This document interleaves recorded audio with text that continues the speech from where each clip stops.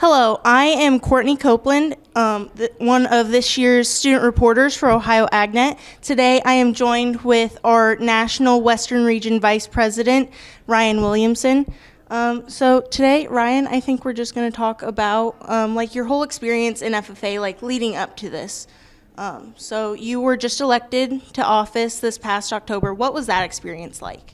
Yeah, so the experience is kind of like a dream. It's something that I've looked forward to for a large portion of my FFA career, but it was a huge goal that I was able to accomplish. And what that looked like getting elected as a national officer, it started with an application process in about June or July of this past year in 2022. And then after that, it's a lot of extensive preparation to see how will I interview, how will I tell my story as a national officer candidate. And then that involved a lot of different interviews, different scenarios of conversations that you have with industry professionals, giving an extemporaneous speech. From there, the nominating committee of 9 students deliberated, and luckily they picked me. So I'm very grateful for that, and it's honestly just been a dream come true getting to serve this organization, the industry of agriculture. Sounds exciting. Yes. Why did you join FFA? What called you to this organization? Yeah, so I grew up in a pretty rural area in Texas. So my grandpa was an ag mechanic, but a lot of my family members were also super involved in agriculture in some way, whether that was through their job or through production agriculture as well. So I always knew that I wanted to take an ag class once I got to high school because it was something that was interesting to me, and it was something that I genuinely wanted to learn about. But it wasn't until my ag teacher asked me if I wanted to be on my chapter's ag issues team that I ended up joining the organization. And I just not only fell in love with the Ag Issues contest, but I fell in love with the community that our organization offered. I continued to get involved in service projects, different career development events as well, along with my leadership development event in Ag Issues. And that ultimately just continued to develop me as an individual, and it led me to this point right here. Cool. So you've been in Ohio the last 2 days. What's been your best experience at convention? Oh, I've had so many great experiences. Convention, any convention is really fun to go to, but I think in Ohio you bring a lot of energy here. And so I think the most fun I had, I don't know, we were doing line dances on the floor in front of the stage before one of the sessions, and just getting to talk with the members has been the most fun because it's very evident the passion that they have for this organization. Yeah, totally. So today in the 4th general session, you gave a keynote speech, and it was kind of over curiosity. Yes. You said that curiosity is courageous and contagious. So how did you develop that mindset, and how did you develop your curiosity? Yeah, so when I think of why I share that message, I think back to my FFA career, and I did some things that I really loved doing, of course, through FFA. I wouldn't still be an FFA member if that wasn't the case.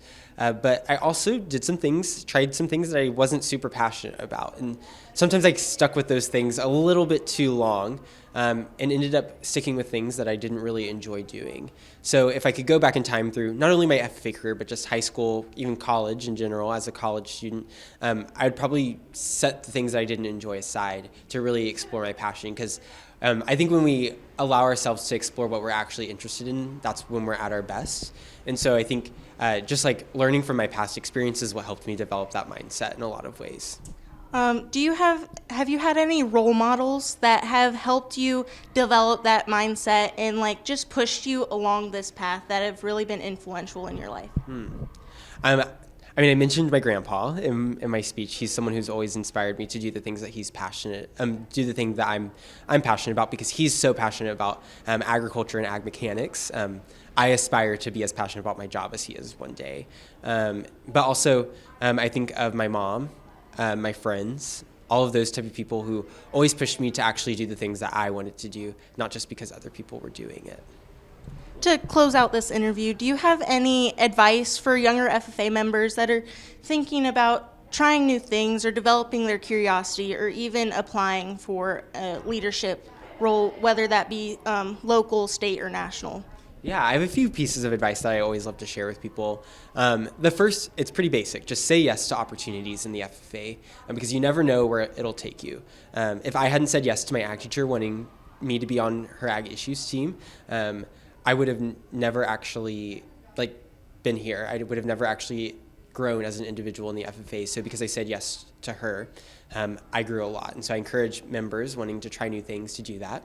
But in addition to that, don't be afraid to also say no. If you try something and you end up not enjoying it, don't stick with it just because you started it. Choose to explore your curiosity and your passions.